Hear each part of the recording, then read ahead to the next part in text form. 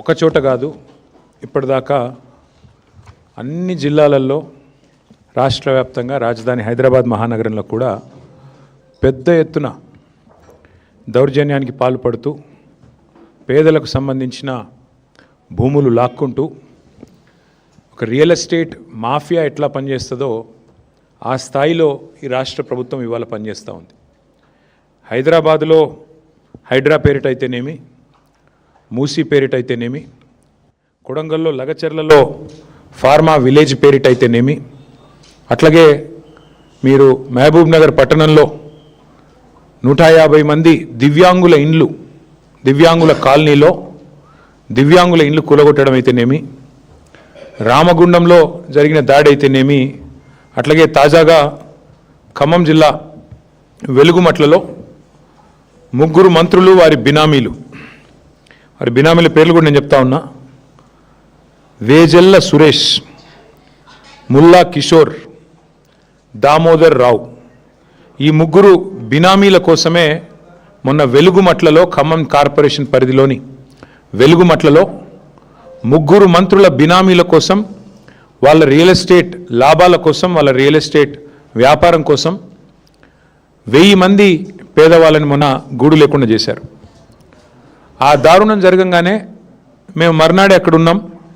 వెలుగుమట్లలో పేదల ఇల్లు కూలగొట్టి కాంగ్రెస్ ప్రభుత్వం ఘోరమైన తప్పు చేసింది, ఇది దారుణం. ఒక గాజాలో ఎట్లా అయితే ఒక భీతావహమైన వాతావరణం ఉందో, శిథిలాల నడుమ ప్రజలున్నారో, ఆ పరిస్థితి వాళ్ళ వెలుగుమట్లలో మాకు కనబడుతున్నది అని చెప్పి ఆ రోజు పత్రికా మిత్రులతో చెప్పాను, అక్కడున్న ప్రజలతో కూడా చెప్పాం.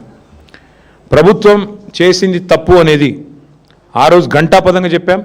ఈరోజు మేము చెప్పింది 100% వాస్తవం అని తేలిపోయింది. ఎందుకు అంటే బాధితులకు పట్టాలు ఇస్తాము అని ప్రభుత్వమే ఒప్పుకొని ఇవాళ తన తప్పు తెలుసుకొని మరి సవరించుకునే దానికి ప్రయత్నిస్తున్నట్టుగా కనబడుతున్నది. వాస్తవం ఏంటి అంటే ఇవి భూదాన్ పట్టాలు. మనకి అసలు భూదాన్ కాన్సెప్ట్ ఒక నిమిషం మీకు చెప్పాలి. భూదాన్ అంటేనే భూదాన్ బోర్డు వచ్చిందే ఆచార్య వినోబా భావే స్ఫూర్తితో.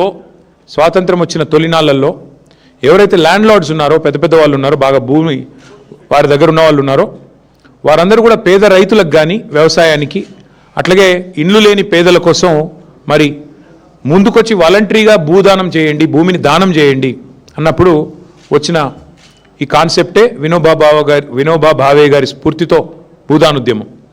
ఆ భూదానుద్యమంలో భాగంగా ఇవాళ మన రాష్ట్రంలో మీరు చూస్తే నల్గొండ జిల్లాలో భూదాన్ పోచంపల్లి అనే ఒక ఊరు ఉంటుంది. ఆ పేరు కూడా అక్కడి నుంచి వచ్చింది. అట్లాగే మన ఉమ్మడి ఆంధ్రప్రదేశ్లో 1,00,000 ఎకరాల భూమి భూదాన్ కింద, ఆ రోజు భూదానం కింద మనం ఈ ఉద్యమ స్ఫూర్తితో 1,00,000 ఎకరాలు భూదాన్ బోర్డుకు కొంతమంది పెద్దలు వారు విరాళంగా, దానంగా ఇవ్వడం జరిగింది. ఖమ్మంలో వెలుగుమట్లలో కూడా అదే పద్ధతుల్లో 2 పెద్ద మనుషులు 1950వ దశకంలో ఒక 62 ఎకరాల భూమి ఏదో కరెక్ట్గా సబ్జెక్ట్ టు కరెక్షన్ వారు వెలుగుమట్ల ప్రాంతంలో భూదాన్ బోర్డుకి ఇచ్చారు. ఆ భూమి 62 ఎకరాల పైచిలకు భూమి 89 వరకు, 1989 వరకు అంటే కాంగ్రెస్ ప్రభుత్వం వచ్చేదాకా భూదాన్ బోర్డు ఆధీనంలో భూదాన్ బోర్డు మీదనే పట్టా ఉంది. అందులో ఒక 31 ఎకరాలు కాంగ్రెస్ వాళ్ళు అంటేనే మాఫియాగాళ్ళు, భూమాఫియా చేసేవాళ్ళు కాబట్టి, బూచిగాళ్ళు కాబట్టి 89లో కాంగ్రెస్ ప్రభుత్వం రాగానే 31 ఎకరాలు మొత్తానికి పట్టాలు మార్చారు. భూదాన్ పేరు మీద ఉన్న 30 ఏళ్ళ పైచిలకు, 35 ఏళ్ళ పైచిలకు భూదాన్ పేరు మీద ఉన్న భూములను మొత్తానికి పైరవి చేసినరో, పైసలు ఇచ్చినరో, ఏం చేసినరో ఒక 31 ఎకరాలు పేరు మార్చి ప్రైవేట్ వ్యక్తుల పేరు మీద రాయించుకున్నారు. కానీ ఒక 31 ఎకరాలు అట్లే ఉండే. అందులో 2014 ఏప్రిల్లో 1895 మందికి ఆంధ్రప్రదేశ్ భూదాన్ యజ్ఞ బోర్డు, ఇంకా అప్పటికి తెలంగాణ ఏర్పడలేదు, తెలంగాణ ఏర్పడ్డది జూన్ 2, ఏప్రిల్ 14 నాడు ఆంధ్రప్రదేశ్ మరి భూదాన యజ్ఞ బోర్డు 1895 మందికి పట్టాలు ఇచ్చింది. ఇచ్చిన తర్వాత అందులో మరి 2014 ఏప్రిల్లో ఇస్తే ఆ గత 10-12 ఏళ్లలో దాదాపు 1000 మంది ఇల్లు కట్టుకున్నారు, కట్టుకొని అక్కడే నివాసం ఉంటున్నారు. మధ్యలో మా ప్రభుత్వం ఉన్నప్పుడు పక్కనేదో ఎంక్రోచ్మెంట్లు అవుతున్నాయి అని ఫిర్యాదు వస్తే కూడా పరిశీలించమని చెప్పాం తప్ప ఒక్క పేదవాడి ఇల్లు కూడా మేమెన్నడూ ముట్టుకోలేదు. నిజానికి కేసీఆర్ గారి ప్రభుత్వం ఆనాడు 10 ఏళ్ల పాటు జీవో నంబర్ 58 కింద 59 కింద ఈ రాష్ట్రంలో లక్షల మందికి పట్టాలు ఇచ్చింది. ఒక హైదరాబాద్లోనే 1,50,000 పట్టాలు ఇచ్చాం. ఆ పట్టా కూడా ఇంటి మహిళ ఎవరైతే ఉంటారో వారి పేరు మీద ఇచ్చాం. ఖమ్మం పట్టణంలో కూడా 3,000 మందికి 58 జీవో కింద పట్టాలు ఇచ్చాం. అట్లా ప్రతి చోట, ప్రతి నగరంలో, ప్రతి మున్సిపాలిటీ పరిధిలో, గ్రామీణ ప్రాంతాల్లో కూడా జీవో నెంబర్ 58 కింద పెద్ద ఎత్తున పట్టాలు ఇచ్చాం. కానీ ఈ ప్రభుత్వం ఏం చేస్తున్నది? వచ్చిన నాటి నుంచి నేటి వరకు విధ్వంసం, వినాశం, ఇది తప్ప, వినాశనం తప్ప ఇంకో మాట లేదు. నిర్మాణం గురించి ప్రస్తావన లేదు. ఒక విధ్వంసకరమైన ఆలోచనలతో ఎవరి ఇల్లు ఎట్లా కూలగొట్టాలి, భూములు ఎట్లా లాక్కోవాలి. ఇందాక నేను చెప్పిన ముగ్గురు రియల్ ఎస్టేట్ మాఫియా వాళ్ళు ఎవరైతున్నారో, సురేష్, దామోదర్ రావు, ఇంకొక ఆయన పేరింది కిషోర్, ఈ ముగ్గురు ఇవాళ నేను నిర్ద్వందంగా చెప్తా ఉన్నా, ముగ్గురు మంత్రుల బినామీలు వీళ్ళు. ఖమ్మంలో ఉన్న ముగ్గురు మంత్రుల బినామీలు వీళ్ళు ముగ్గురు. వాళ్ళు ఆ ల్యాండ్ను హస్తగతం చేసుకోవడానికే ఇవాళ చేసిన డ్రామా ఇదంతా. వాళ్ళు ఏమనుకున్నారంటే మున్సిపల్ ఎలక్షన్ అయిపోయింది కదా, ఇప్పుడు కొడితే అడిగేవాడు ఎవడు అన్న లైన్లో పోయారు. ఒక శత్రుదేశం మీద దండయాత్రకు పోయినట్టు 3,000 మంది పోలీసు వాళ్ళు పొద్దున 3ంటికి పోయి వాళ్ళను మెడలు బట్టి బయటికి నూకి ఇండ్లని కూలగొట్టారు. మీరు చూశారు వీడియోలు. ఒక అమ్మాయి అడుక్కున్నది, 10 నిమిషాలు నా ఇల్లుని చూసుకుంటా అన్న, ఆ తర్వాత మీరు కూలగొట్టండి, 10 నిమిషాలన్నా దయచేసి దండం పెడితే కూడా కనికరించలేదు, కరుణించలేదు. ఇష్టం వచ్చినట్టు పిల్లలు వాళ్ళ పుస్తకాలు, బ్యాగులు తీసుకుంటామంటే కూడా ఇనలేదు, మెడలు బట్టి నూకి బయట పారేసినారు. మేము పోయి మేము అడిగాం ప్రభుత్వాన్ని.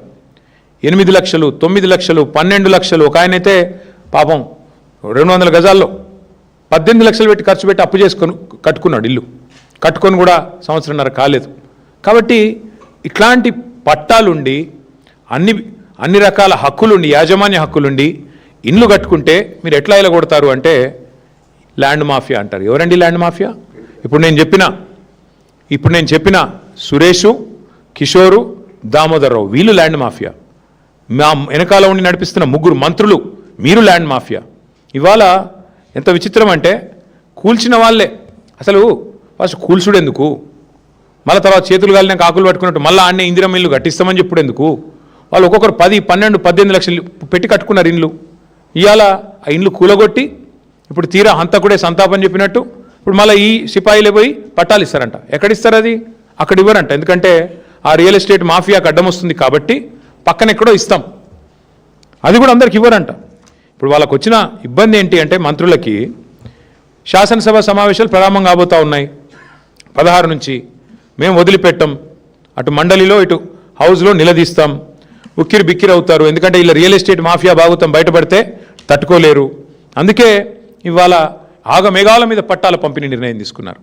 నేను ప్రభుత్వాన్ని ఒకటే చెప్తా ఉన్నా, రాష్ట్ర ముఖ్యమంత్రి కూడా ఒకటే చెప్తా ఉన్నా, వెలుగుమట్లలో ఏ నిర్ణయం అయితే మీరు తీసుకోక తప్పలేదో రాష్ట్ర వ్యాప్తంగా మీరు కూలగొట్టిన ప్రతి ఇల్లు, ఆ ఇంటికి మళ్ళీ ఆ కూలిపోయిన వాళ్ళకి న్యాయం జరిగేదాకా, వాళ్ళకు పట్టాలు ఇచ్చేదాకా, వాళ్ళకి ఇండ్లు కట్టించేదాకా మేము వదిలిపెట్టాం.